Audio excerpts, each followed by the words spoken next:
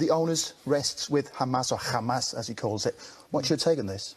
Well, it's not as if Hamas has been around since eternity. The Israelis had the option of settling the conflict with the Palestinians before January 2006, when Hamas was elected into office.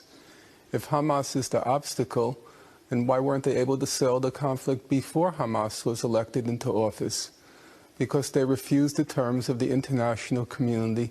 Every year, as it happens in November this month, the international community votes on a resolution at the United Nations General Assembly to settle the conflict. And every year, the vote is the same. The whole world on one side, 161 nations last year. And then there are the United States, Israel, Nauru, Palau, the Marshall Islands, Micronesia, and sometimes Australia on the other side. The problem is not Hamas.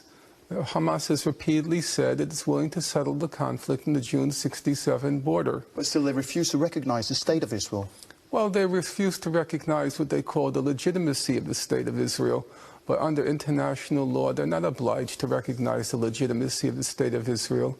If you go back, for example, 1947, Gandhi said he'll accept the reality of Pakistan, but he would never accept the legitimacy of the state of Pakistan.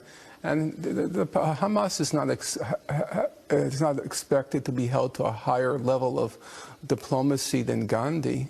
Gandhi said, Pakistan is a reality which I'm forced to accept, but I don't accept it as legitimate.